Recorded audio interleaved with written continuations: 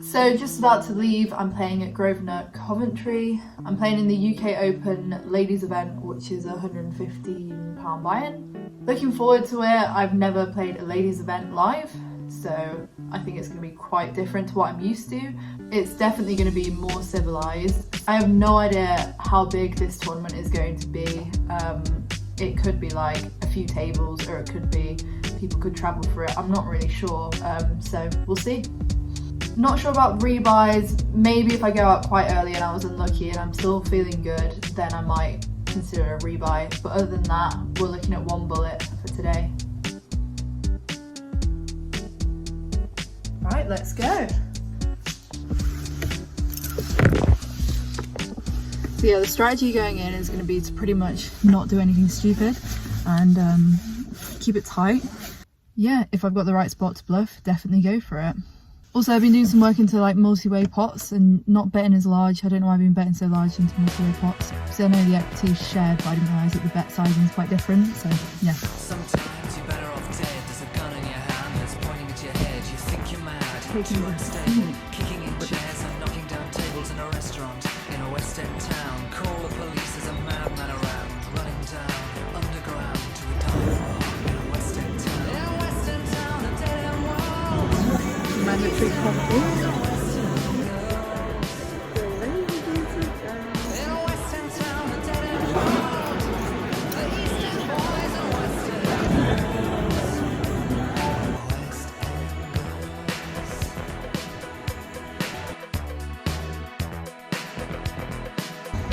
In general, everyone's playing pretty tight. I've not seen anything crazy.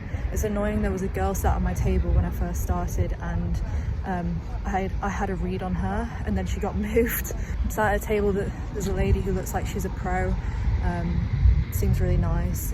But yeah, it's good vibes all around, so I'm really enjoying it. It's much nicer than playing with the men's. Apparently I support Coventry City now. So I opened the Jack Queen of Diamonds on the hijack. Called by the big blind only. Flop was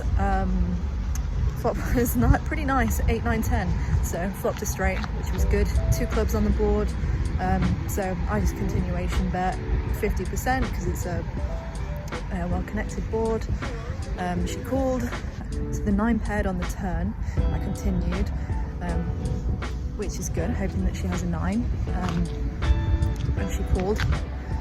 And then the river was a 2 or something, a blank. So I continued again for half pot. I was thinking maybe I should have sized up a little bit, but also she was really, really close to folding. And I think I just got the bet right, even if it was theoretically wrong. I think it was on her, the point where she was like undecided. So that's what you want really. So Definitely should have bet bigger here on the river. If you put it in a similar situation and solve it with 80 big blinds, it's pretty much going all in on the river, so I should have bet more than pot. Because you know, even if she hadn't called, you're trying to play a balanced strategy. So, and maybe she wasn't indifferent to calling. Maybe she was just trying to get reads off me. But a lot of what the pros do is they know they're going to call, but they're gonna wait for 30 seconds or a minute and try and get a read off you, because if they call and learn that, oh, that was your value bet, now they know exactly what you look like when you're value betting. If they call and you're bluffing, they might have some tells into what you're like when you're bluffing. So there's no way of telling whether she was close to calling or not. You know, if she had a 9, she was probably calling an overbet every time there. going back after the break with 25k. Average stack is about 24, and it's around 70 big blinds. So yeah, it's going well.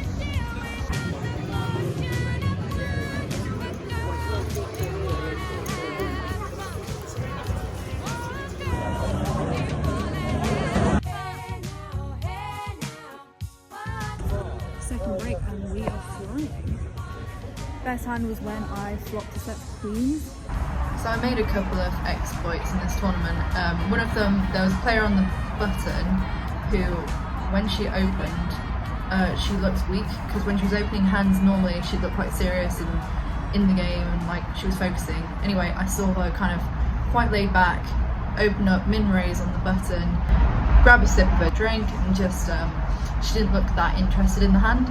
So I was on the big blind and I had queen 7 offsuit and I 3-bet her and she folded. I was really trying to like pick up on these little tells. Anyway, it worked out really well for the next hand because she opened again on the cutoff. I was in the small blind and now I had pocket queens. So I raised again and she called this hand. Went quite nicely when I flopped top set, queen 4-5 board. I checked it here, you know, I block a lot of her calling range, so I checked it through to kind of disguise the strength of my hand. So she bet here on the flop and I just called. The turn was a 9. Again, so I checked to her, she bet and I call again. You know, I could have check raised the turn, but decided to just go for the call and to raise the river. So the river was another 9, giving me the full house. Thought this is great if she has a 9, something like 9-10. Great, so she put in quite a big bet, and of course I raised her here with pretty much the nuts. Unfortunately she folded. It made me think, you know, what are my bluffs here? A good thing to do when you bet for value on a hand is think, okay, what are my bluffs here? How would I repeat this exactly the same way, but with a bluff? You know, so I 3-bet. There could be some kind of 4-5 as my 3-betting bluffs in this range. I would play exactly the same way. And also having the 4 or the 5-6 suited, something like that.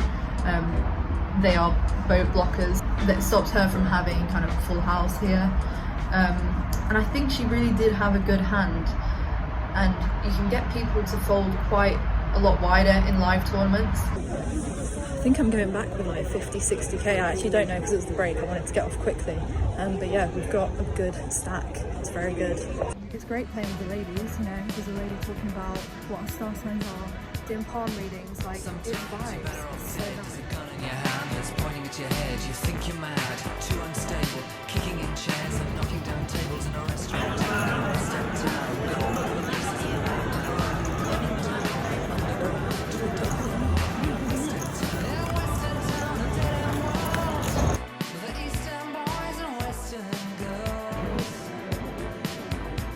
Yeah, West End town, the dead world. And we're out. Right, we've been knocked out, fortunately.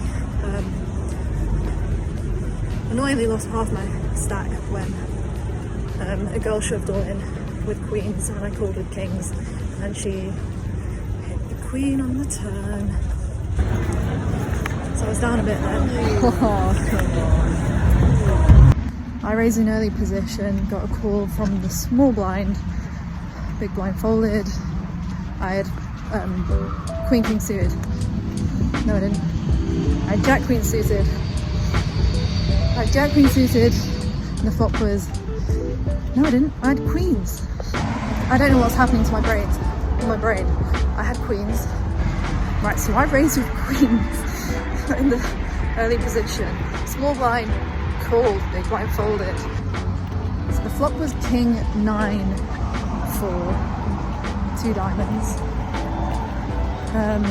She checked, I checked back with the queens because I wanted to try and keep the pot smaller.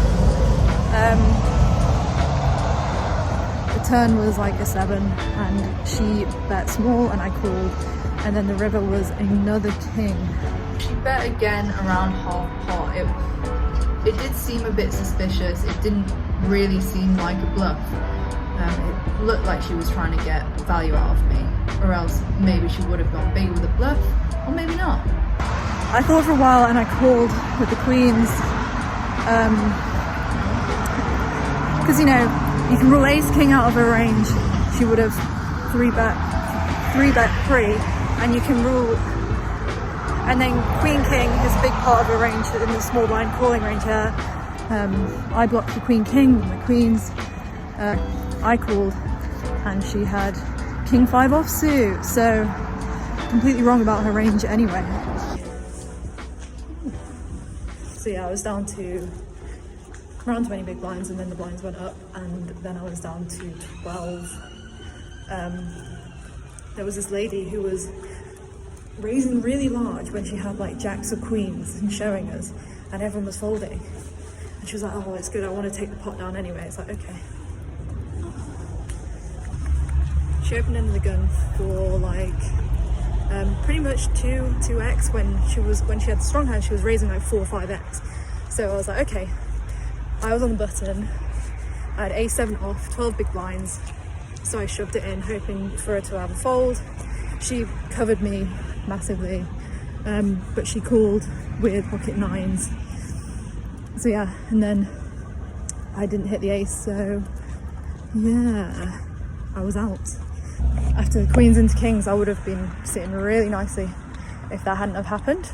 That girl, she also called an all in with pocket twos and hit quad twos. So yeah, to whoever told me to have some love for the Cowboys, Cowboys suck. I hate them.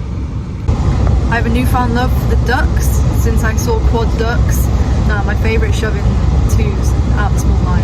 Always works. Had to be done. Back home with a cup of tea. Yeah, really gutted about tonight. Everything was going well. This is probably the best I've played live. Just clear head, everything was working really well. Found a few little spots to bluff, nothing big. But yeah, disappointed. Oh yeah, I forgot there was a really funny moment tonight. So I raised up 8-10 of hearts, think early position, and I got a call from mid position, and then the small blind, just like, I looked up and she was like, and I saw her face and I actually couldn't hold it together. I started laughing. I'm usually quite good at not giving anything away, I'd like to think, especially not like laughing out loud. And I started laughing and she just went, I really like your hand. And I was like, dude, stop. And then she folded. I was like, okay. It really threw me off. This never happened to me before. I've never laughed, you know. I usually don't even smile, so laughing is pretty extreme. Never again. Never again. Thank you for watching. I will be back playing again soon. I'm gonna be streaming. I don't really fully know how to do it yet, but I'll figure it out. So yeah, I'm gonna probably be playing a bit more online. Bye everyone. Thanks for watching. Make sure to like and subscribe.